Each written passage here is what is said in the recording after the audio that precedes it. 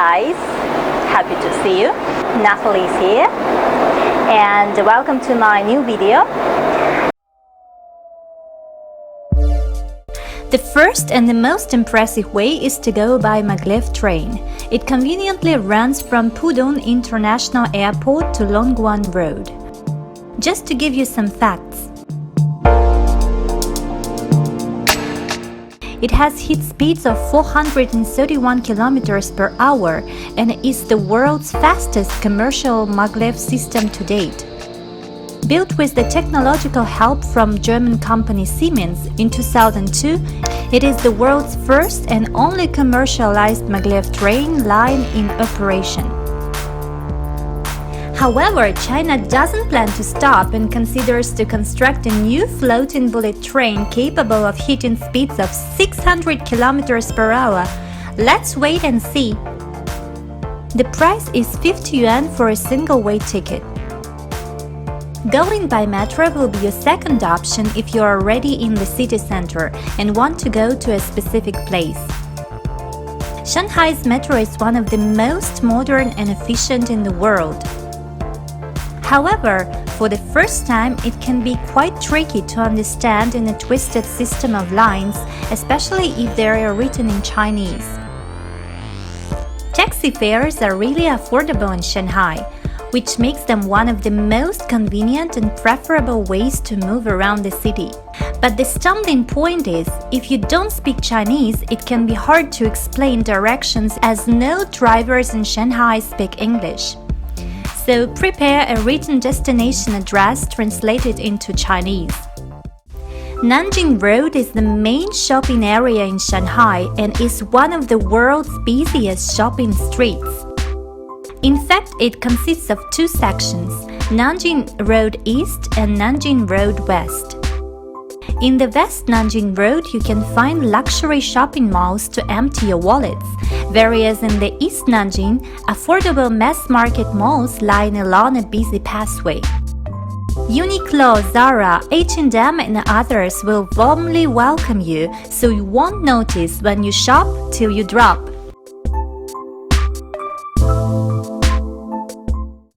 The Fairmont Peace Hotel is Shanghai's legendary landmark in the heart of the Bund. This landmark hotel has historically served as a glamorous playground for the elite, where every night was an extravagant gala event and veritable Parisian fashion show.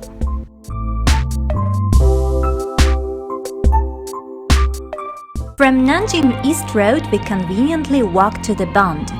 The famous Bund of Shanghai attracts thousands of tourists daily who want to catch breathtaking panorama of Pudong district skyscrapers on the opposite riverbank.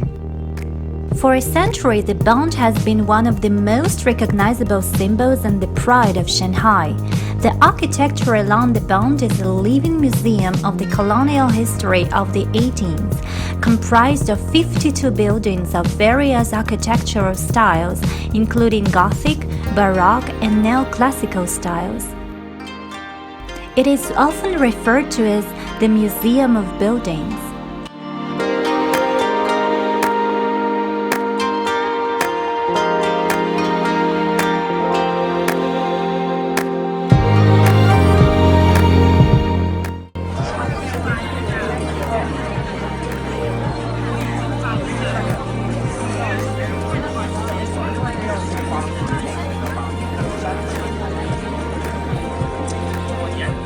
The view is really impressive, allowing you to see the Pearl Observation Tower, Bottle Opener, or Shanghai's World Financial Center, which is the second tallest skyscraper in the city, and Shanghai Tower, which is the tallest building in the world after Burj Khalifa.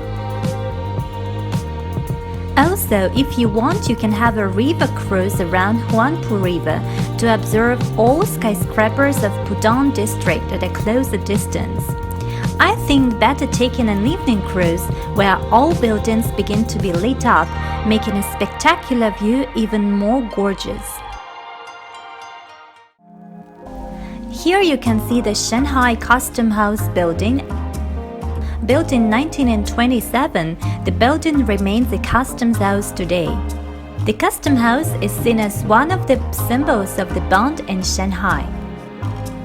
The most noted feature of the custom house is the clock tower and the clock. The clock and bell mechanisms are built according to the design of Big Ben at the Palace of Westminster. Let's move to Pudong district. You have already seen it from the bond, bright, modern and elegant.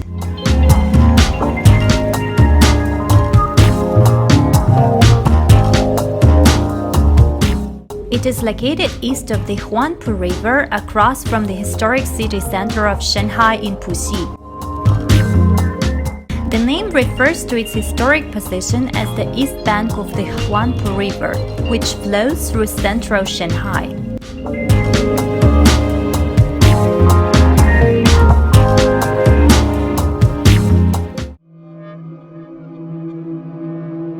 The traditional area of Pudong is now home to the Lujiazui Finance and Trade Zone and the Shanghai Stock Exchange and many of Shanghai's best-known buildings which have been mentioned just before. When I walk among those giants with my head off and spinning from the height, I feel so tiny. Chinese people can't stop to impress. It feels like they want to be first inventors of everything. The tallest tower, the fastest train and an elevator, the biggest Buddha.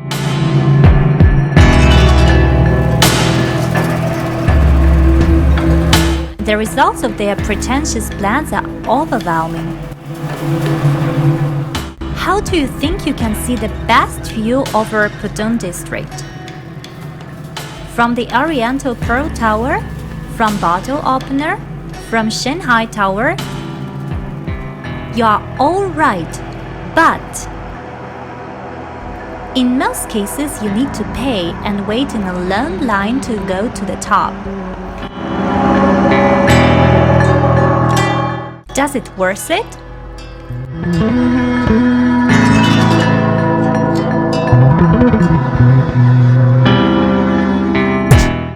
Show you one secret spot to catch a splendid panorama. Where do you think it is located? Drop me your comments in the comment box and let's see who guessed right.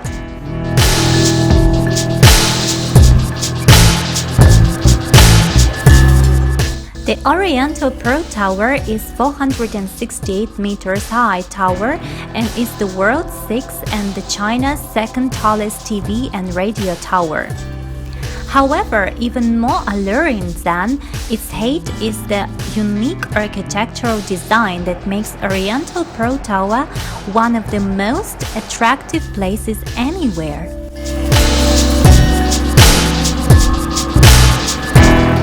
There is a revolving restaurant inside the second sphere of the Oriental Pearl Tower. While dining, customers can appreciate the beautiful scene of the city.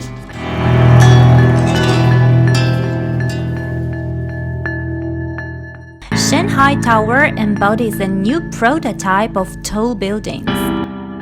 Its curved facade and spiraling form symbolizing the dynamic emergence of modern China.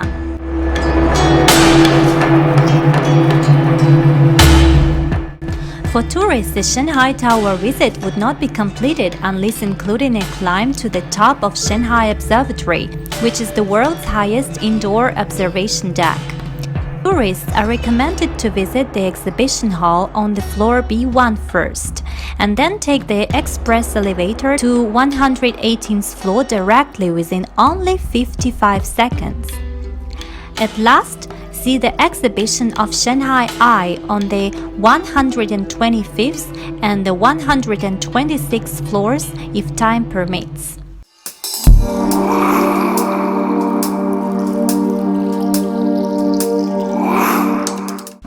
Xujiahui is located in the southwestern part of Shanghai.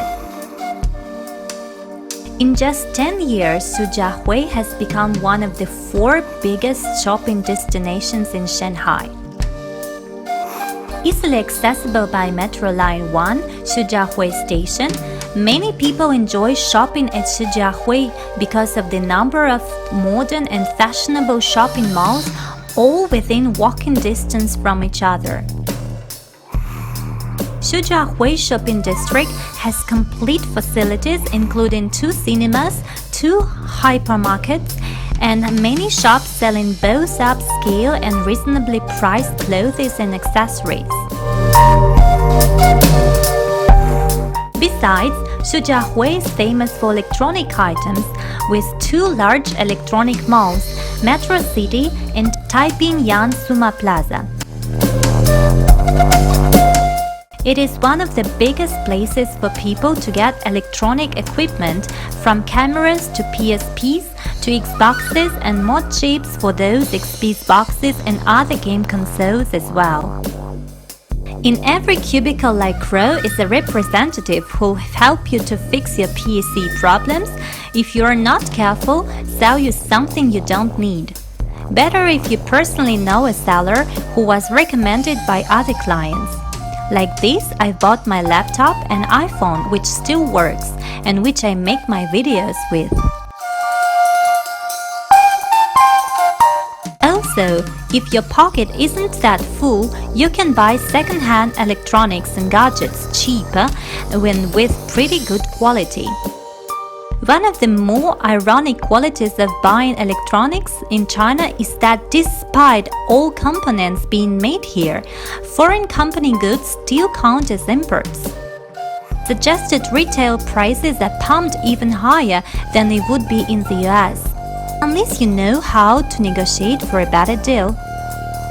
Negotiating for what you want is a pain.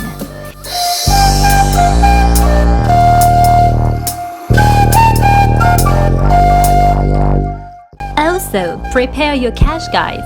Most transactions still rely ridiculously on cold hard bills. As you can see, I'm wearing my flower top, so we are going to talk about flowers in parks. Chinese people like flowers.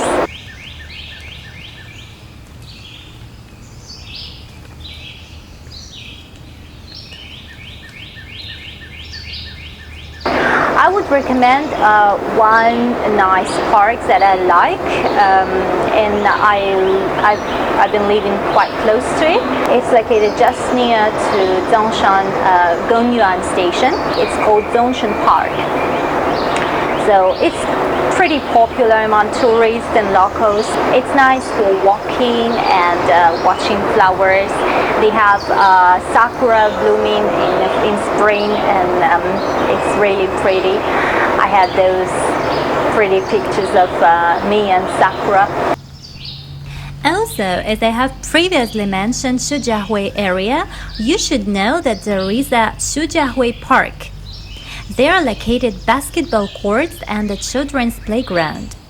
The park is traversed by a roughly 250 meters long elevated pathway. Chinese people also like kind of artificial ponds and lakes in the city, and they like to put golden fish inside the ponds, and it's a nice attraction to tourists because everybody wants to feed them, and they look pretty sweet with they are big and fat.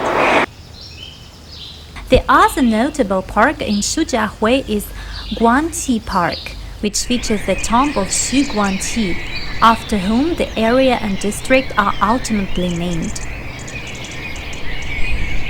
More about parks in China you can watch if you click this link above.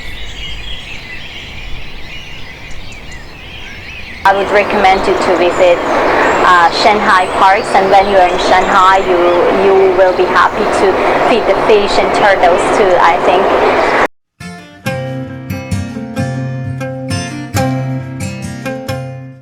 Little note to Shanghai old-timers, Tianzifang is called the Soho in Shanghai, and a nest for 29 art and design studios, 58 craft bars and galleries, 65 antique shops and some boutiques. It is supported by crowds of trendsetters, designers, and expatriates.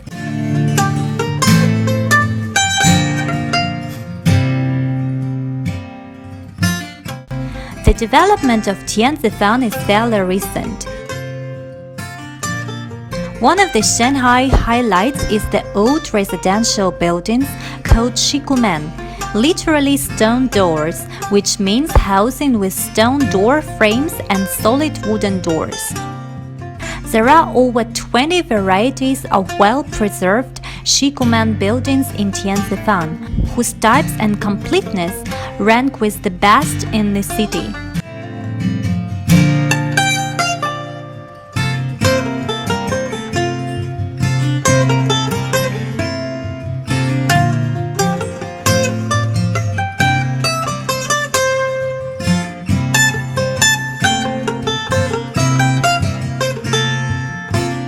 Many coffee shops, bars, tea houses, and silk shops here are operated by an international mix of owners.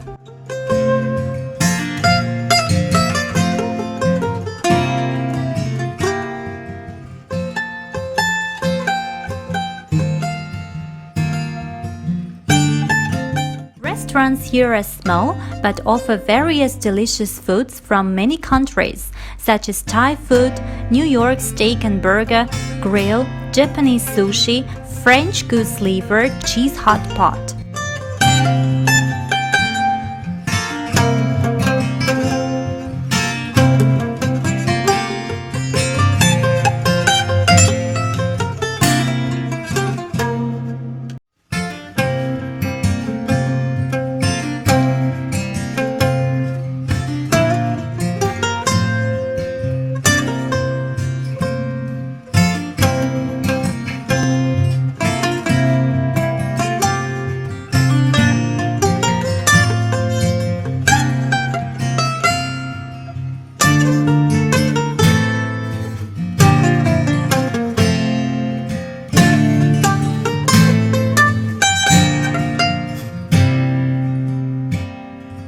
Many original residents still live in the narrow lanes.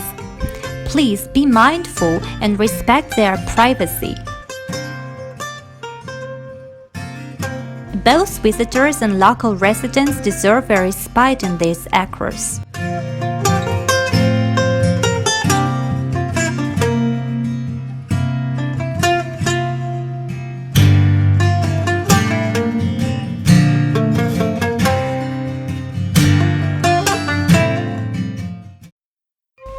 A former French concession is the historical heritage of French colonial time and the beautiful heart of Shanghai, at least for me. From 3 years that I have lived in Shanghai, I spent 2 my first years in French concession. Dears, it was amazing.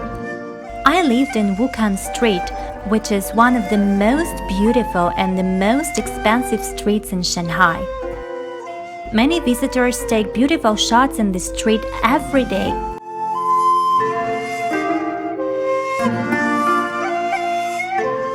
Plane trees gracefully arching above the streets is the most pretty and typical feature of French concession. You can watch a full video about former French concession in my China series. Click the link above to start watching.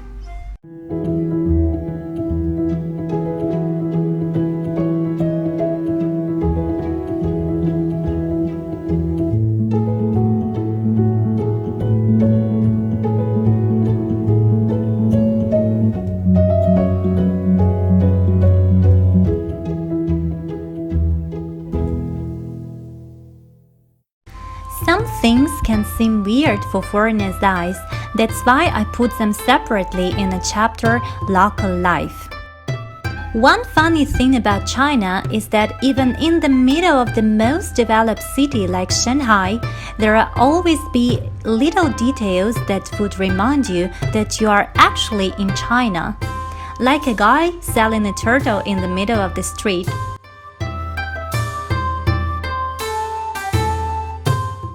Are these? Are that?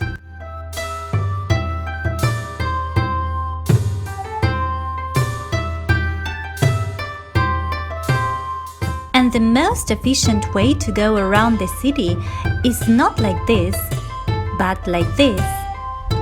Yeah, an electric scooter is really one of the most efficient and convenient ways to go almost everywhere in the city when summertime is coming. Chinese people are quite sportive and they like running a lot, and you can see many Chinese people running outside in the parks.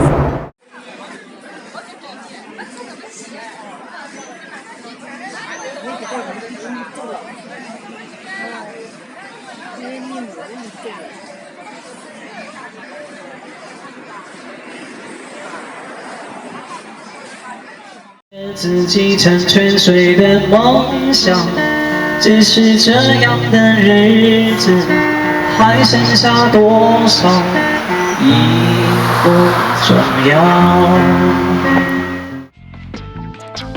Shanghai is the paradise for shoppers. Here you can find everything for your taste and wallet. Luxury multi-storage shopping malls and affordably priced mass market chains provide a great range of goods even for an exquisite taste. You should remember though that prices for brands are 3 times higher in China than in overseas. Therefore, Chinese people prefer shopping abroad. My favorite shops in China to buy clothes were Marks & Spencer and Philippe Leblanc. I like their quality and the existence of actual sizes for Western women. It is actually funny how Chinese people like to rename world-known products of shopping malls to add meaning in Chinese language. For example, Starbucks becomes 星巴克. French shopping mall Carrefour sounds like 家乐福. And hamburger is 汉堡包. Dumplings number 2, 小笼包 with crab and pork meat. Just really delicious, tender, and just like melt in your mouth. Chinese dishes can range from normal to actually surprising, if not saying awkward, to a foreigner's or Lao-wise taste. For example, I can never understand how Chinese people can eat chicken feet. Even they say 1,000 times to me it is delicious, probably, but it looks so unattractive. Some foreigners who tried them claim they taste like a piece of gummy. Hot pot is also one of the traditional and favorite dishes in China. Dumplings are one of the most beloved by foreigners dishes in China. They can be different forms and styles. I love the ones with soup inside and in the soup. The most popular ones are called 小笼包, 广汤包, 饺子, hargou, 烧麦, wontons, and shenjian. To watch my full video review about delicious Chinese food, click this link above.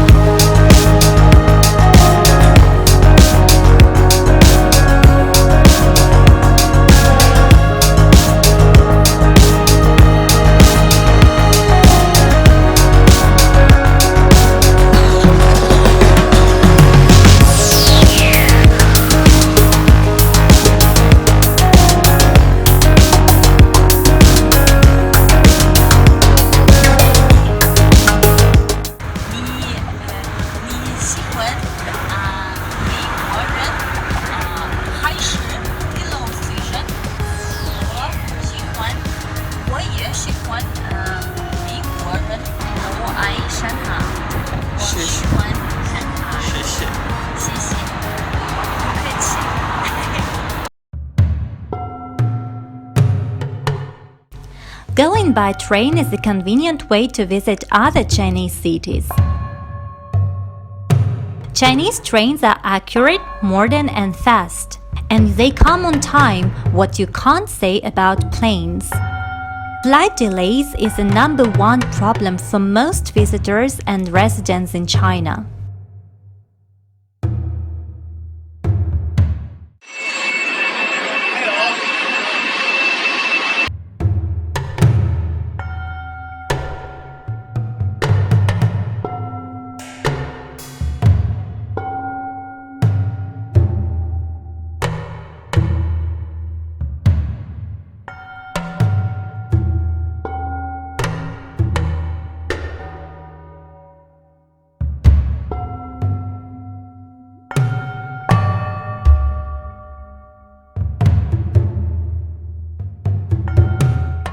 If you like this video, please like it, share it.